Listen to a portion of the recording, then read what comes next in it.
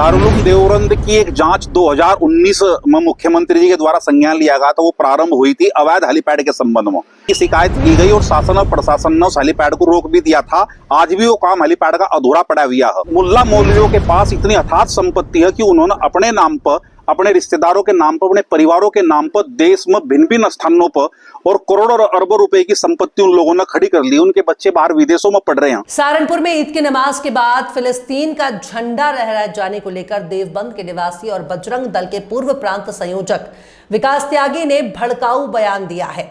उन्होंने कहा कि इन जाहिल और अनपढ़ लोगों द्वारा फिलिस्तीन का झंडा फहराया गया और इनका मार्गदर्शन मस्जिदों में बैठे मुल्ला मौलवी कर रहे हैं। शासन प्रशासन को प्रदर्शन करने वाले लोगों के साथ साथ उन लोगों पर भी जांच कर कार्रवाई करनी चाहिए जो इन अनपढ़ और भटके हुए लोगों को मार्गदर्शन दे रहे हैं। मस्जिदों में बैठे मुल्ला मौलवियों पर भी कड़ी कार्रवाई होनी चाहिए। मैं कहना चाहता हूं कि सरकार को इनके खिलाफ सख्त कदम उठाते हुए इनके घरों पर बुलडोजर की कार्रवाई करनी चाहिए। दारुल को लेकर जो मामला चल रहा है, जो करोड़ों का टैक्स वसूली का मामला है, क्या दारुल देवबंद की एक जांच 2019 में मुख्यमंत्री जी के द्वारा संज्ञान लिया गया था। वो प्रारंभ हुई थी अवैध हेलीपैड के संबंध में, जिसकी शिकायत की गई और शासन और प्रशासन ने उस हेलीपैड को रोक भी दिया था। आज भी वो काम हेलीपैड का अधूरा पड़ा हुआ है। लेकिन उसके बाद जो प्रकरण सामने आया वो आया कि देवबंद दारुल के अंदर जो निर्माण कार्य वहां युद्ध स्तर पर होता है, 24 घंटे वहां चलता है, उसकी जांच वहां कराई गई। तो उसमें निकल कर आया कि देवबंद दारुल के अंदर जो निर्माण कार्य हो रहा है उसका कोई मानचित्र और कोई परमिशन स्थानीय प्रशासन से यहाँ नहीं है।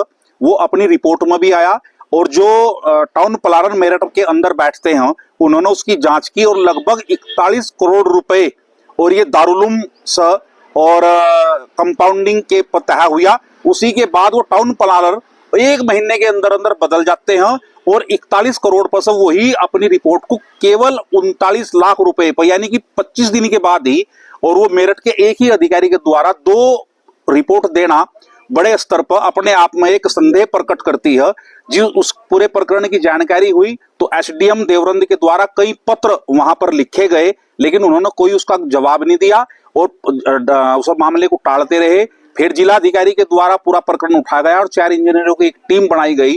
उन इंजीनियरों की टीम बनने के बाद भी 1 करोड़ 74 लाख रुपए उस कंपाउंडिंग पर और दारुल पर ये बैठे गए और 1 करोड़ रुपए ये स्थानीय जो नगर पालिका उसका टैक्स के रूप में शायद लेबर साइंस उसे बोलते हैं, यानी कि 3.25 करोड़ रुपए दारुल पर वसूला जाना था।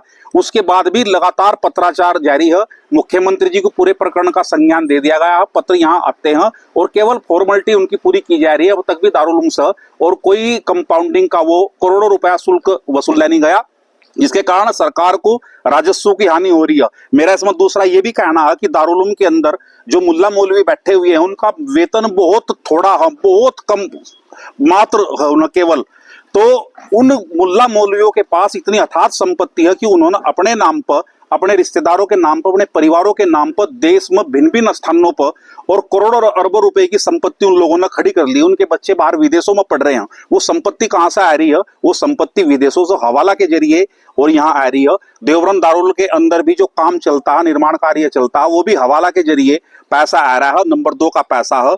उस पूरी की पूरी फंडिंग वो कहां से हो रही है? विदेशी फंडिंग है। उसकी पूरी की पूरी फंडिंग की जांच होनी चाहिए। जो देवबंद दारुल में मुल्ला मौलवी पढ़ा रहे हैं इनकी भी जांच होनी चाहिए कि इनके पास इतनी अथाह संपत्ति है कहां से आई है। और मेरी सरकार से मांग, प्रशासन से मांग कि दारुल देवबंद पर जो कंपाउंडिंग का पैसा शेष है लगभग 3.25 करोड़ रुपए, उसे यथाशीघ्र जो उसकी वसूली की जानी चाहिए, क्योंकि राजस्व को हानि हो रही है। और क्या दारुल संविधान से ऊपर है? क्या दारुल के हाथ इतने बड़े हैं कि अब तक भी शासन और प्रशासन चुप हुआ बैठा है? तो मेरी प्रशासन से मांग कि तुरंत वो पैसा और वसूला जाना चाहिए देवबंद दारुल से। घटना को किस तरह से देखते हैं? कुछ युवक जो है फिलिस्तीन का झंडा लगाते हुए नजर आ रहे हैं। 1 माह के और ये बोलते हैं कि हम 1 माह तक रोजे रखते हैं। तो मैं भी कहता हूं कि 1 माह की तपस्या करने के बाद, 1 माह के बाद इनका जो त्योहार आया और उस त्योहार पर इस प्रकार की जाहिल जैसी घटना करनी, अनपढ़ लोगों की ये घटना करनी, इन जाहिल लोगों को और अनपढ़ लोगों को इनका मार्गदर्शन कौन कर रहा है? इन्हें कौन सिखा रहा है कि फिलिस्तीन के अंदर इस प्रकार की घटना, वहां मुसलमानों के साथ हो रही, अत्याचार हो रही, आप झंडा यहाँ फहराओ? कौन इनके पीछे है? जिन लोगों ने काम किया है कार्रवाई उन पर तो होनी चाहिए, लेकिन शासन और प्रशासन से मेरी मांग है किस प्रकार को घटना करने के पीछे कौन लोग खड़े हुए हैं, वे जरूर मदरसों के भीतर बैठे हुए हैं, वो जरूर मस्जिदों के अंदर इनके मुल्ला मौलवी बैठे हुए हैं, उन पर कार्रवाई होनी चाहिए। केवल 5-7 लोग ये प्रशासन ने पकड़ लिए, इन पर कार्रवाई कर दी, इससे कुछ नहीं होगा। सहारनपुर के अंदर, मेरठ के अंदर, मुरादाबाद के अंदर, देश के अंदर कई स्थानों पर हिंसक प्रदर्शन ये ईद पर करते हैं, अपने त्योहार पर करते हैं। मैं तो ये मानता हूं कि इससे जाहिल कोई घटना इस देश के अंदर हो ही नहीं सकती। इन पर कड़ी कार्रवाई होनी चाहिए, इनके आकाओं पर कड़ी कार्रवाई होनी चाहिए। इसकी साजिश मानते हैं इसमें? मैं बताया तो, इसकी साजिश मदरसों में बैठे हुए इनके मुल्ला मौलवी हैं, जो इनके मस्जिदों में बैठे हुए मुल्ला मौलवी हैं, उनकी साजिश है। वो सब लोग इनका मार्गदर्शन करते हैं, वो सब इन अनपढ़ लोगों को इस प्रकार की घटना करने को, प्रदर्शन करने को ये बोलते हैं। जब शासन और प्रशासन के सख्त निर्देश थे कि कोई प्रदर्शन यहाँ नहीं होगा, उसके बाद भी लोगों ने प्रदर्शन किया। किस तरह की कार्रवाई आप चाहते हैं? जो लोग भी इसमें सामने आ रहे हैं, उन पर कार्रवाई हो और उनके घर पर बुलडोजर की कार्रवाई हो।